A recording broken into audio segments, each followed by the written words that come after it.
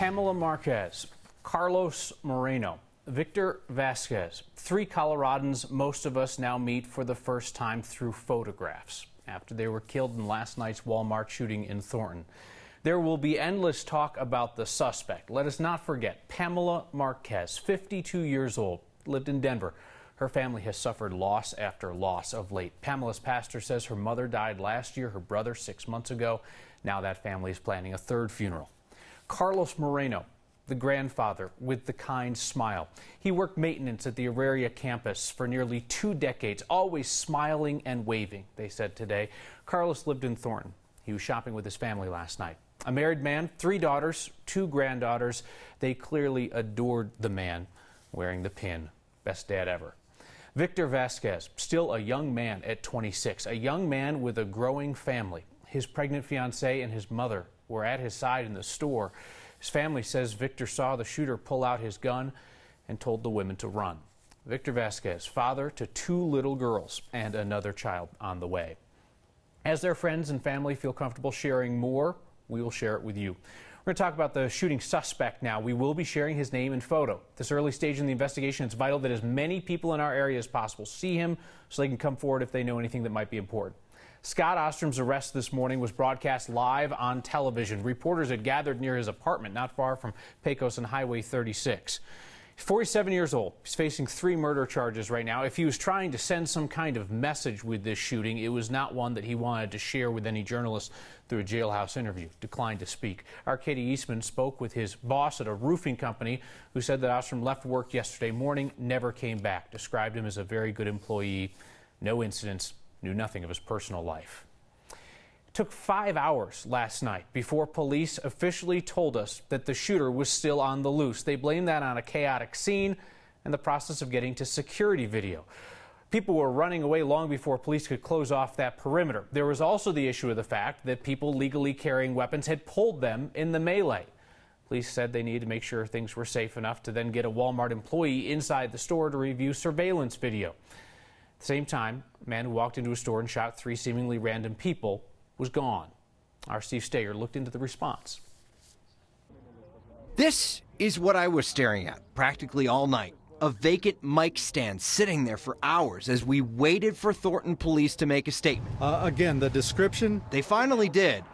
For a shooting that happened just after 6 o'clock, the first media briefing came after 11. At this time, the suspect remains at large. The shooter on the run for 5 hours before police were able to get a description and a picture out there, or even let people know he was out there.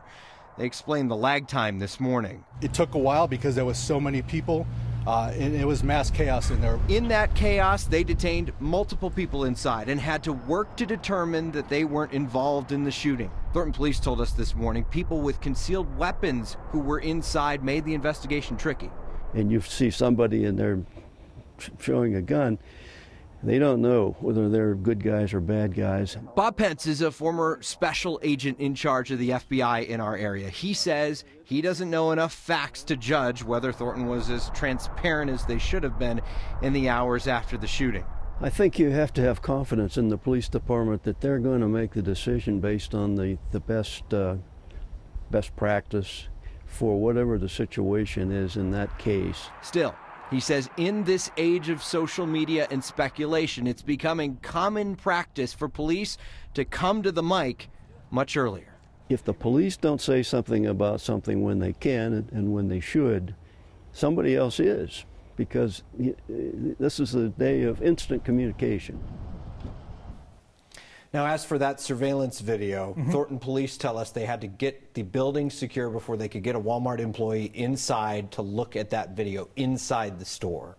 And you've talked a bit to Walmart because we were curious whether or not that's available remotely. Why in the world can't this be done remotely? And what we understand now is that it can be done remotely at the Bentonville, Arkansas headquarters of Walmart. They can offer up images, offer up videos, but if police want confirmation that they're looking at the right guy, that's only set up as an in-store operation for them to go in and look. That contributed to some of the delay last night. Steve, thank you. A 14-hour search for the shooter ended with that chance sighting right next to the suspect's apartment. Here's what our team of photojournalists witnessed last night and this morning from start to finish. Chris Vanderveen guides us through. We have a shooter inside the store. First I thought it was like a firecracker. The initial confusion, And I was like, what the heck's going on? turned into chaos. We've had multiple calls. The moment one shot became two, And then you would hear pop, pop, pop. and then three, and then four. I just kind of panicked for a second because I didn't want to die. Inside, dozens of customers and a man. Did he say anything? No. A quiet man holding and firing a gun. From the witness accounts, he just nonchalantly walked in. Not hurried, not crazed, just nonchalant and calm. This is the Walmart that is at Thornton Town Center. A shooting there at the Walmart, multiple parties down. All I heard was gunshots and we split. As those inside ran out, I came down here as quick as I could. one father ran toward. My daughter's in there and I don't really know where she's at or what's going on. With everything that's going on in the world and everything, it's just kind of freaking me out. 3 hours in, No suspect in custody. 3 dead, one Steve Steger is out there. still on the loose. Again, they say suspect not in custody. A manhunt so intense, not even one of our own photographers would escape scrutiny. This isn't a good place to be right now. It's going to be active and ongoing. 5 hours into this, lacking any definitive answer to the question why, And again, it was towards the front of the store. police finally approached the question, who? Wearing a black vest, maroon shirt, a red Mitsubishi Mirage 4-door hatchback. Remember that car, Mitsubishi Mirage. We would encourage you to share that photo. Because 14 hours after, police say it took the suspect to the Walmart, and right about the time a SWAT team was finishing up a search in the suspect's apartment, that red Mitsubishi drove right past them. Yep, right past them. Did you see it? We'll show you again. There, that's it. Apparently, they saw it too. And they have been looking for that man and that car for about the last 14 hours. 4 blocks away. And this is at the intersection of 72nd and Federal. The chaos finally neared its end. This is a live picture of someone being arrested. Not even an unfortunately timed SWAT team flash grenade could change this outcome. Go, everybody on this corner here. An abrupt ending to a story that began one shot after another after another.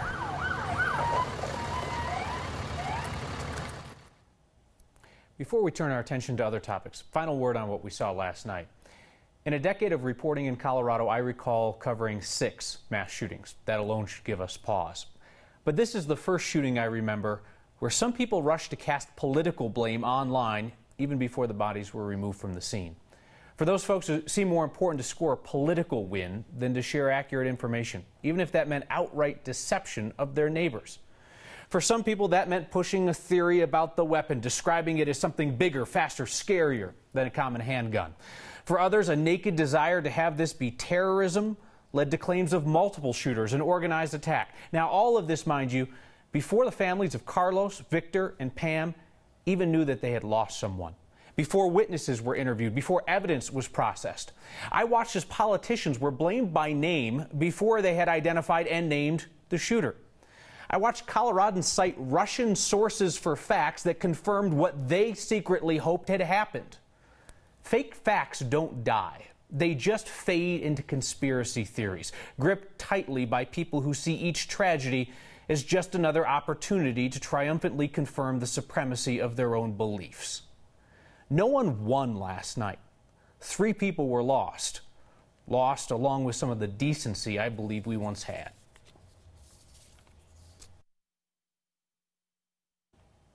What would you do with $30 billion? I can wait while you think about this. $30 billion is how much the governor thinks Colorado needs to spend starting in July. We hate to nickel and dime you, but it is your money, so Marshall Zellinger breaks down where the nickels and dimes are supposed to go. Let's get the worst news out of the way first. The governor's budget for 2018-2019 estimates 60,000 new people moving here. That's like Broomfield. 60,000 new people is about what we've been doing for 5 or 6 years. Inside the governor's 287-page budget proposal, there's K-12 money, higher education getting some more, and even a raise for state employees. Kind of. We've proposed a 3% raise to start next year in July. And then in January, their contribution to the pension fund will go up 2%. Among the $30 billion, we're taking a closer peek at some of the smaller amounts, like $384,000 for 2 new inspectors and drones for more oversight of oil and gas flow lines, and $1.2 million for the CBI to have a black market marijuana team. So it's happening in open spaces, outdoor spaces, and in homes as well most often. The $1.2 million that the governor requested in his budget will provide 8 investigators in the CBI. And it's not unusual, almost expected, for the opposing party to be upset with the governor's budget. Republican Senate President Kevin Grantham points out this caveat in the transportation bill that passed at the end of the legislative session. Required reductions in departmental and executive branch budget requests, at least 2% lower than its actual budget from this current year. We conducted that exercise, but the statute also acknowledged the governor proposes the budget.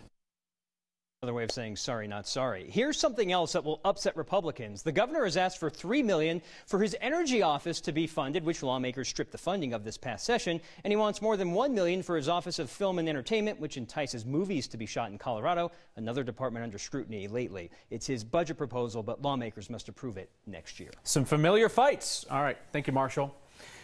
Since The More You Know was taken, we will call this segment You Should Probably Know This. Can't trademark a comment, NBC, so that's fair game. You should probably know if you live in the city of Denver and you struggle to pay your heating bills, even if you earn a decent living, we know those folks are out there, you should probably know that there's a new city rental and utility assistance program you could qualify for. This is temporary rental utility assistance program. To qualify, you can make up to 80% of the city's median income. So single person, that's up to $47,000 before taxes. Family of 4 or more, that's up to $67,100. On top of that, though, you do have to prove you're having some kind of financial or housing crisis, and this is a limited program. City hopes to help about 300 families and individuals through the pilot. Info is in the next section of 9news.com.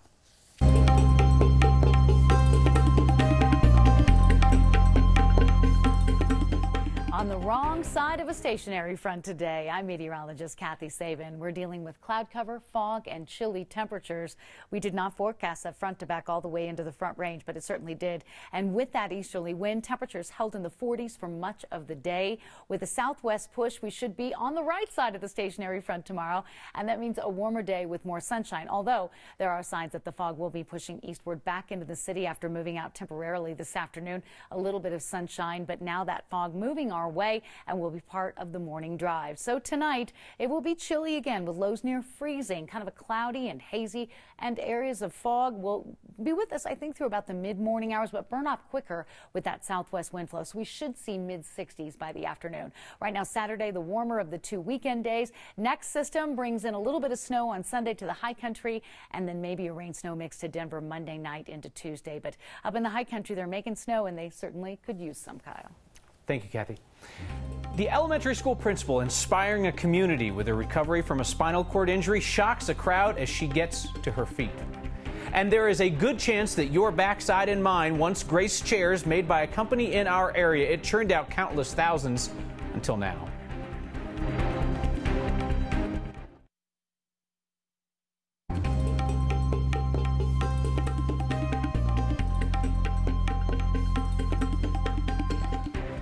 You have been sitting on their work for 82 years, and Schaefer Commercial Seating has considered that an honor. As the family business in Denver closes up shop, they now have to figure out who wants about 2,000 surplus chairs. So they got creative.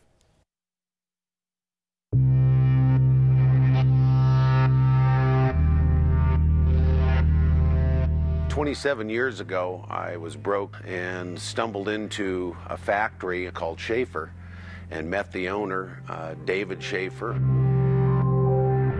I asked him what he did, and he said, "We make chairs." And he took me in the plant to see the chairs, and I said, "Do you ever have any extras?" And he opened the door, and as the sunlight shined in, the sun motes replaced the darkness, and there appeared to be this glimmer, and I saw it as chairs and these soldiers. And I said, "Wow, do you see those big soldiers?" And he said, "Well, I see chairs, kids. There's lots of chairs." He said, "Let me turn the lights on."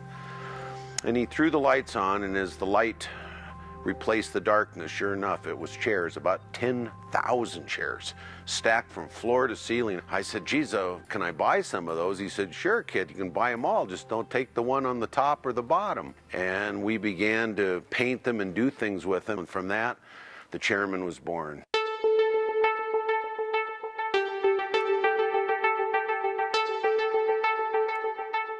This is our Victory showroom. This art project is called Victory, and it is a collaboration of the artist Brian Sartor and myself. Yeah, I walked into Steve's warehouse and he just had literally a pile of chairs, and the two chairs that are on the shoulders of the Sentinel were sitting on top of the pile of chairs, and right from there they just looked like shoulder pads. So the idea just kind of formed from there. This is a art that's made completely from chairs that were given to me by the Schaefer family.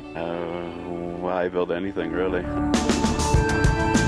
Since all these pieces come from all over the world, this is why, if the world can kind of work together and help each other, we can rise up and achieve victory. They are anywhere from 16.5 feet tall to 26 feet.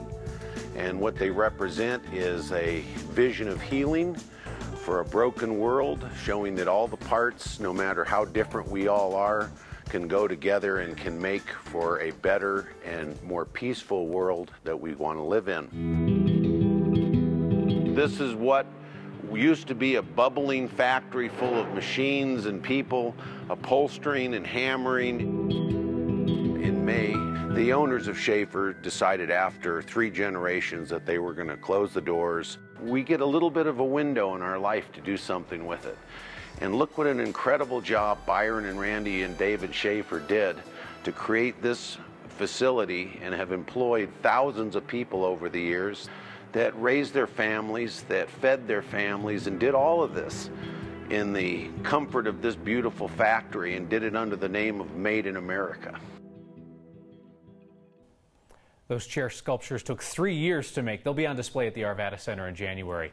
So the final models of the kinds of chairs that were sold to Carnival Cruise Lines, Disney, Hilton, Marriott over the years, they're rounded up on sale at that location on East 48th in Denver.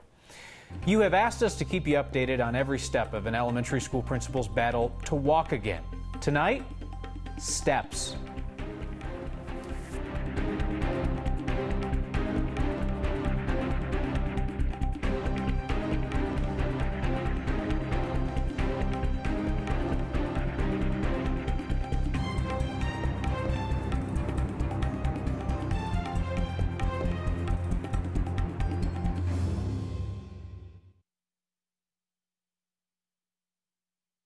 Allison Mallory continues to inspire. She's the principal at Ralph Moody Elementary in Littleton, who was in a snowboard crash last December. She was paralyzed from the waist down.